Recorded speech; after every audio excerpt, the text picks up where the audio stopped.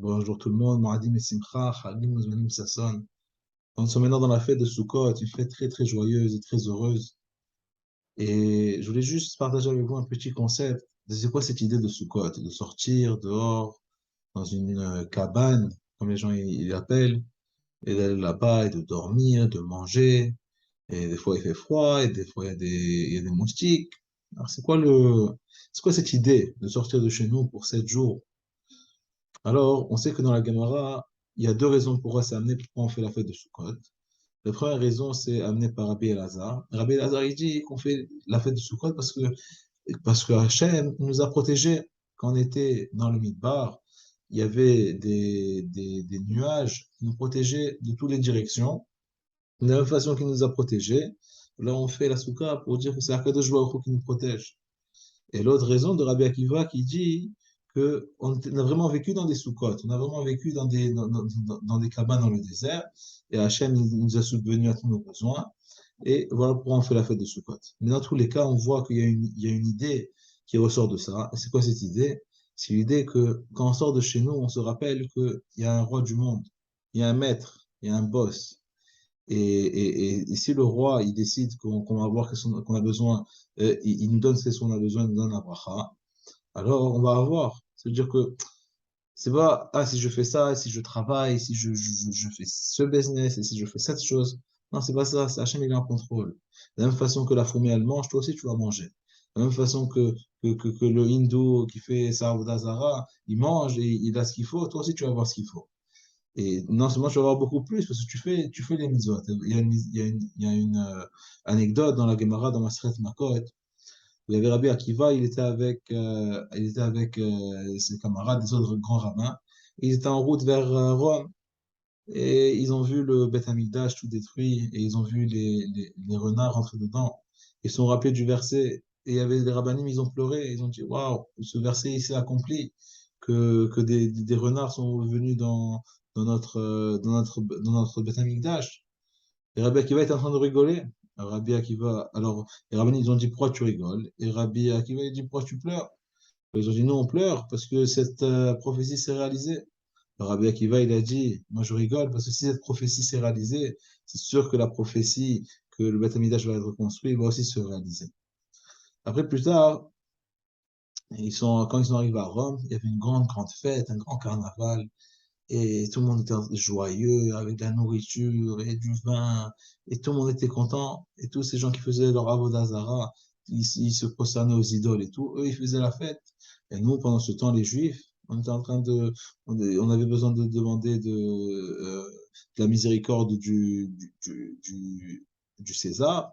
Et donc, c'était un moment très difficile, on n'a pas de temps, on a rien, et on voit que les gens qui vont contre Hachem chaque seconde de leur vie, eux, ils ont tout. Comment ça marche, ça? Alors, les rabbinim, ils ont commencé à pleurer. Ils ont dit, waouh, regardez cette situation. Et Rabbi Akiva, il a rigolé. Et après, ils ont dit, pourquoi tu rigoles? Pourquoi tu pleures? J'ai dit, non, on pleure parce que, regarde, ces goïms, ils sont en train de célébrer avec leur avodah zarah, ils vont contre Hachem, et ils réussissent, et nous, on n'a rien. Ah, Rabbi Akiva, il a rigolé, il a dit pourquoi? Il a dit, regarde, si pour ces goïms, ils ont ça, ils ont les richesses, ils ont tout ce qu'il faut, alors imaginez-vous pour ceux qui font la volonté d'Hachem. Imaginez-vous pour ceux qui suivent le chemin, qui font Shabbat, qui mangent kasher, qui font Sukkot, qui font le lulav et le etrog, qui font les mitzvot, qui s'occupent de leurs parents, qui donnent la tzedaka, qui aident les uns et les autres, qui ne disent pas de l'échonara, qui ne parlent pas mal de l'un et l'autre. Alors, imaginez-vous la récompense que cette personne va recevoir. Alors, il y a tout alors après, tout le monde a pu rigoler parce qu'il y a aussi cette prophétie il y a aussi, en fait, c'est pas juste une prophétie, mais c'est une idée. C'est quoi? Que Akadosh Baruch Hu ma'ani shar-sha'im, u'mshalem sachar tov la-tzadikim. À la fin, personne ne peut s'échapper. Akadosh Baruch Hu va punir les méchants, les mécréants, il va punir ceux qui vont contre lui chaque seconde, ceux qui font du mal au monde, ceux qui font des choses terribles, et il va bénir et il va donner plein de récompenses à ceux qui suivent le bon chemin, et ceux qui suivent la Torah, et ceux qui suivent les mitzvot. Alors, ça c'est sûr, mais des fois il faut être un peu patient, mais c'est sûr que ça va arriver, et on le voit souvent, on voit que ça, on voit cette idée se réaliser. Et aussi, alors aussi ce concept d'aller dans la souka, qui est appelé Makom Arai, c'est une place qui est temporaire. C'est pour nous rappeler que nous, on peut jamais être satisfait où on est. On est au Canada, grâce à Dieu, on est bien, on a beaucoup de bonnes choses, on a beaucoup de richesses, on a beaucoup on a une bonne manière de vivre, mais ce n'est pas le but ultime. Le but ultime, c'est d'être avec Akadosh Baruch Hu, en Israël, à Yerushalayim, Beth Amikdash. Alors, Bezat Hashem, on demande d'avoir la reconstruction du troisième temple très très bientôt. Et aussi pour être encore dans cette idée, c'est que quand on se rappelle que on va dehors et on est dans une petite cabane et qu'on ne va pas vivre pour toujours, ça va nous rappeler pour rentrer à la Tchouva. On sait que Hoshana Rabbah, c'est vraiment le dernier jour de la Teshuvah, le dernier jour de revenir vers Hachem. Et c'est vraiment un moment très très important à prendre sur nous de vraiment faire une réflexion. Comment est-ce que je vais m'améliorer? Comment est-ce que je sors de Yom Kippour? Est-ce que je vais être la même personne au prochain Yom Kippour? Et il y avait Rabbi avec de Med, on lui a demandé une question. Il lui a dit, Rav, si je suis la même chose que j'étais l'année dernière, je me sens mal, comment c'est possible, je suis la même chose? Il lui a dit, non, si tu penses que tu es la même chose, tu es pire. Parce que dans la Torah et dans les Mitzvot, dans le judaïsme, c'est où tu montes ou tu descends. C'est comme dans une montagne. Il y a pas de stagnant. Tu peux pas rester au milieu et rester la même personne toute ta vie. Chaque année que tu augmentes pas, tu es en train de descendre. C'est ça le message ici de Sukkot. Quand on rentre dans la Soukha, on vous se rappelle que le monde est temporaire, qu'après 120 ans, on va décéder, on va aller devant le jugement d'Hachem, et on veut tous, Bezrat Hachem, avoir un bon jugement, et que Hachem soit fier de nous. Et c'est marqué quoi dans la fin du Shabbat, non, dans la prière du Shabbat, on dit quoi? On dit Ashrei Shamalo Torah Vose Nachat Ruach Liyotzro. C'est incroyable la personne qui a étudié la Torah et qu'il a vraiment fait de ça comme un travail. Et il a donné du nachat, il a donné je sais pas c'est quoi la bonne définition en français de nachat, mais il a donné, disons, du, de la gloire ou de l'honneur ou de la joie, disons de la joie à Hachem.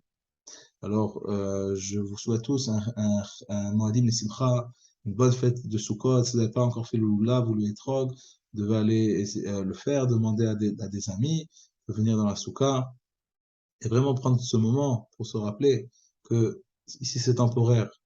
Alors quand on va être intelligent, on va pas mettre 1 million de dollars pour gagner 1 dollar, mais on va mettre 1 dollar pour gagner 1 million de dollars. Ça veut dire quoi? Ça veut dire que dans ce monde, on doit travailler, on doit faire les mitzvot, on doit être des bonnes personnes, on doit être honnête, on doit être gentil, on doit respecter les gens, on doit s'occuper des gens qui sont plus démunis que nous, on doit s'occuper des pauvres, on doit faire du chesed.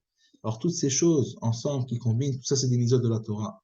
Et je vais vous dire, et prenez-moi sur ce mot, il n'y a pas une chose que vous voyez de bien, de magnifique, d'incroyable, de qualité, etc., qu'on ne va pas trouver dans la Torah. Alors voilà pourquoi le plus qu'on étudie, le plus qu'on peut devenir une meilleure personne, le plus qu'on peut se rapprocher d'Hachem, et le plus qu'on peut faire se montrer une meilleure place. Et bien sûr, l'étude, ça amène à l'action. Et voilà pourquoi c'est tellement important d'étudier, et voilà pourquoi c'est tellement important d'accomplir les mitzvot. Alors sur cette note, je vous souhaite une très très bonne fête de Sukkot. Et si vous avez des questions d'Alaha, vous avez une question pourquoi, comment, ou n'importe quelle autre question, alors vous pouvez me demander. J'ai plusieurs rabbinim à qui je peux demander des grandes questions. Alors, je vous souhaite une très très bonne fête et merci d'avoir écouté. Bonne journée.